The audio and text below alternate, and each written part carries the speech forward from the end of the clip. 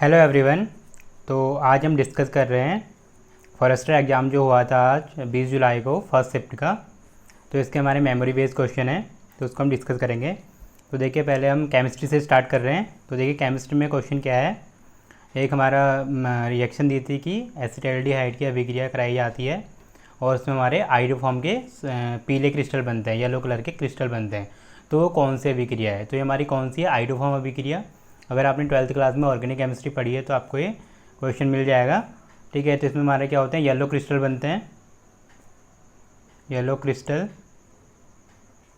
Of iodoform. तो iodoform के yellow crystal बनते हैं, तो ये हमारा इसका आंसर हो गया, आइडोफॉर्म अभिक्रिया था उसमें आंसर। फिर देखिए एक क्वेश्चन हमारा आया था अमोनिया अपघटन से, मीन्स अमोनोलाइसिस से आया था कि अमोनोलाइसिस से जो हमारा एमीन्स का निर्माण होता है वो हमारे किस प्रकार की अभिक्रिया है। तो हमारा होता है न्यूक्लियोफिलिक सब्स्टिट्यूशन रिएक्शन। मीन्स इसमें हमारा क्या दिया था, एल्काइल हैलाइड दिया था। एल्काइल हैलाइड से हम एल्काइल हैलाइड का हम क्या कराते हैं, अमोनोलाइसिस कराते हैं और फिर हमारे क्या बनते हैं, एमीन्स बनते हैं। 1 degree amine, 2 degree amine, 3 degree amines और क्वाटरनरी अमोनियम सॉल्ट भी बनता है। तो हमारी किस टाइप की अभिक्रिया थी, न्यूक्लियोफिलिक सब्स्टिट्यूशन रिएक्शन। फिर देखिए नेक्स्ट क्वेश्चन क्या है, शुद्ध जल का पीएच मान पूछा था, तो ये आपको पता ही है, ये 7.0 या 7 होता है। ठीक है, फिर देखिए अगला क्वेश्चन क्या था, हाइड्रोजन आयन की सांद्रता का पीएच पर क्या प्रभाव पड़ता है, इस टाइप का क्वेश्चन था। तो देखिए हाइड्रोजन आयन की सांद्रता क्या होती है, मीन्स अगर हमारा कोई एसिड है, कोई हमारा क्या है, बहुत एसिडिक है या उसकी अम्लता ज़्यादा है, तो उसकी H+ आयन की कंसनट्रेशन क्या होगी, ज़्यादा होगी। वो ईजिली क्या करेगा, H+ को डोनेट कर पाएगा, तो इसलिए उसकी पीएच पे क्या इफेक्ट पड़ेगा। तो आपको पता है कि जो हमारा एसिड होता है उसका पीएच क्या होता है, कम होता है। मीन्स जो जितना स्ट्रॉन्ग होगा उसका पीएच क्या होगा, उतना ही कम होगा। तो अगर हम H+ को बढ़ाएंगे तो पीएच क्या हो जाएगा, कम हो जाएगा। फिर देखिए बेंजीन है, बेंजीन C6H6, तो इसका हमारा ज्योमेट्री पूछा था। तो ये हमारा क्या होता है, प्लेनर होता है। प्लेनर मीन्स समतलाकार, ठीक है, प्लेन के हिसाब से। फिर देखिए ग्रेफाइट की संरचना पूछी थी। ग्रेफाइट का हमारा क्या होता है, स्ट्रक्चर कैसा होता है, तो ये होता है हेक्सागोनल। हेक्सागोनल मीन्स होता है षटकोणीय, षटकोणीय। ठीक है, तो हमारा ग्रेफाइट का स्ट्रक्चर कैसा होता है, षटकोणीय होता है। फिर देखिए अगला क्वेश्चन क्या था, अम्ल तथा धातु कार्बोनेट की अभिक्रिया जब कराई जाती है तो हमें कुछ ऑप्शन दिए थे कि इसमें क्या रिलीज होता है। CO2 था एक ऑप्शन में, एक H2 था, एक H2O था और एक ऑक्सीजन था आई थिंक। तो उसमें जो हमारा जो हमारे एसिड होते हैं, अगर वो मेटल कार्बोनेट के साथ रिएक्शन करते हैं तो उसमें हमेशा क्या रिलीज होती है, CO2 गैस रिलीज होती है। तो उसका आंसर हमारा CO2 था।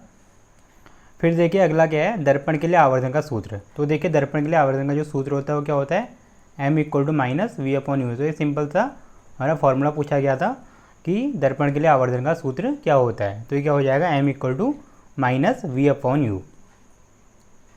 फिर देखिए एक क्वेश्चन हमसे पूछा गया था हमारा एक न्यूमेरिकल पूछा गया था, प्रतिरोध दिया था हमें। प्रतिरोध में करीब 4 या 5 प्रतिरोध दिए थे और वो सारे श्रेणी क्रम में जुड़े थे। उसमें आई थिंक था 0.2, 0.3, 0.5, एक 0.4 दिया था और एक 12 ओम दिया था। तो और हमें एक 9 वोल्ट का विभवांतर दिया था। यहाँ पे क्या था, 9 वोल्ट का विभवांतर था और ये करीब हमारे 13.4 ओम हो रहा था आई थिंक, ऐड करके जो हमारा श्रेणी क्रम में था। और उससे हमें क्या निकालनी थी, धारा निकालनी थी और इसका शायद आंसर 0.67 एम्पियर आ रहा था आई थिंक, ऑप्शन में शायद यही था। हाँ, तो ये हमें निकालना था कि इसमें कितनी विद्युत धारा प्रवाहित होगी। फिर देखिए अगला क्वेश्चन हमसे क्या पूछा था, हीरे का अपवर्तनांक, कि हीरे का हमारा अपवर्तनांक कितना होता है। तो ये 2.42 होता है। ऑप्शन दिए थे बहुत सारे, तो आपको एक के अंदर पता होना चाहिए हीरे का अपवर्तनांक कितना होता है, 2.42। फिर देखिए एक क्वेश्चन हमारा फिजिक्स से आया था, ये 11th क्लास में, हुक का नियम, हुक्स लॉ। ठीक है, तो हमारा प्रतिबल और विकृति में संबंध बताता है कि जो प्रतिबल होता है वो विकृति के डायरेक्टली प्रोपोर्शनल होता है। तो एक क्वेश्चन हमारा ये आया था। तो ये हुक के सिंपल हमसे पूछा गया था कि किसके नियम के अनुसार प्रतिबल विकृति के समानुपाती होता है। तो ये हुक के नियम के अनुसार होता है। फिर देखिए एक क्वेश्चन हमसे पूछा गया था, श्रेणी क्रम में प्रतिरोध या विभवांतर में संबंध। कुछ हमें इस टाइप से दिया था कि हमारा श्रेणी क्रम में 3 ओम 3 रजिस्टेंस जुड़े हुए हैं, इसी टाइप का कुछ क्वेश्चन था। जैसे हमारे श्रेणी क्रम में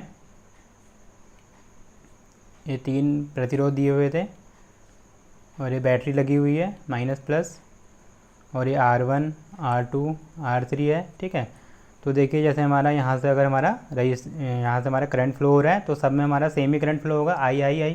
तीनों में हमारा क्या होगा, आई करंट ही फ्लो होगा, बट जो इनके सिरों के भी जो विभवांतर होगा क्या होगा, वो डिफरेंट होगा। ये V1 होगा, ये V2 होगा और ये V3 होगा। ये हमारे क्या होंगे, तीनों अलग अलग होंगे। तो इसी टाइप से कुछ पूछा था कि ये इसमें इसी टाइप का कुछ क्वेश्चन आया था कि इसका विभवांतर में ये सेम होते हैं या अलग होते हैं, इसी टाइप से कुछ क्वेश्चन आया था। फिर देखिए आगे क्वेश्चन क्या है।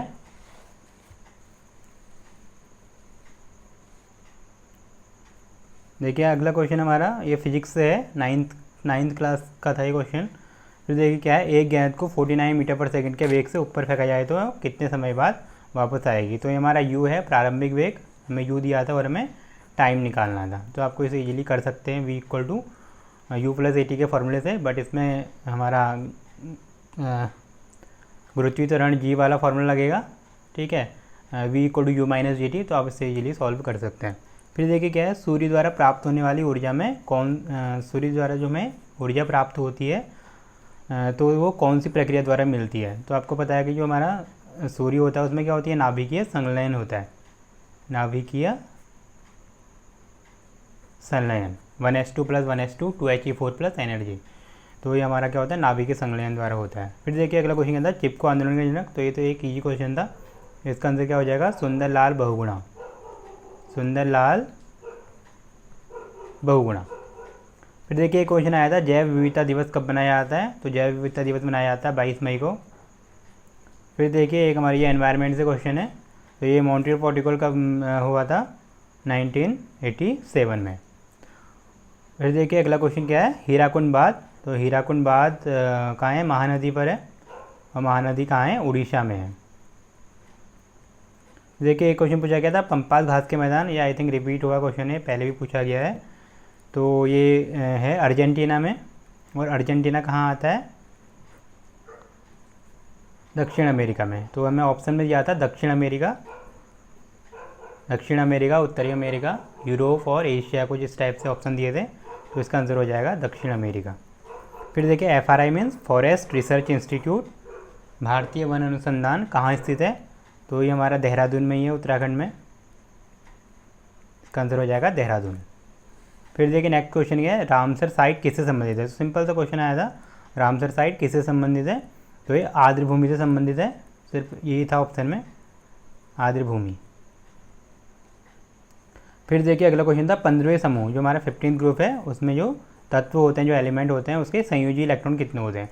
तो 15th ग्रुप का जैसे हमारा क्या है, नाइट्रोजन है और फास्फोरस है, ये हमारे क्या है 15 ग्रुप के एलिमेंट है। तो देखिए नाइट्रोजन में कितना होता है, 7 होता है, तो 2,5, और ऐसे ही फास्फोरस का क्या हो जाएगा 2,8,5। तो इसमें क्या होते हैं, 5 संयोजी इलेक्ट्रॉन होते हैं। फिर देखिए अगला क्वेश्चन था हमारा, 1 किलोवाट में कितने जूल होते हैं। तो इसको हम 1 यूनिट भी बोलते हैं, जो हमारा जैसे बिजली का जो बिल होता है ना, 1 यूनिट आया है, 10 यूनिट आया है, तो जो हमारे 1 यूनिट का मतलब वही है, 1 किलोवाट का मतलब क्या है कि 1 यूनिट। तो ये हमारे किसके बराबर होता है, 3.6 × 10⁶ जूल के बराबर होता है। यही था ऑप्शन में। फिर देखिए एक क्वेश्चन आया था बायोलॉजी से, बायोलॉजी के मुझे इतने क्वेश्चन याद नहीं है क्योंकि मैंने ज़्यादा अटैम्प्ट किए नहीं मैंने बायोलॉजी के। तो ये हमारा एक क्वेश्चन इस टाइप से आया था, कोशिकावाद का संशोधित सिद्धांत किसने दिया था। तो इसमें कुछ ऑप्शन था, स्लेडेन और टी स्वान, इस टाइप से कुछ ऑप्शन दिए थे। तो आप इसको चेक कर लीजिएगा, मुझे इसका आंसर बतानी है। फिर देखिए एक क्वेश्चन आया था, जलकुंभी क्या है। जलकुंभी क्या है, तो ये एक जलीय खरपतवार है, जलीय खरपतवार, ये ऑप्शन में था, जलीय खरपतवार। तो देखिए इस टाइप के क्वेश्चन आए हुए हैं आज के एग्ज़ाम में, जो हमारा फर्स्ट शिफ्ट का एग्ज़ाम हुआ था। इसके अलावा और भी क्वेश्चन पूछे गए थे, नदियों से और मिट्टी से कुछ क्वेश्चन पूछे गए थे, बट वो मुझे एग्जैक्ट याद नहीं है, तो मैं उनको यहाँ पे नहीं लिख रहा हूँ। बाकी आप देख लीजिए, अगर आपने फर्स्ट शिफ्ट में एग्ज़ाम दिया है और आपको कोई क्वेश्चन याद है तो आप उनको कमेंट बॉक्स में टाइप कर सकते हैं, ताकि और बच्चों को भी पता चल जाए। Okay, thank you very much, thanks for watching.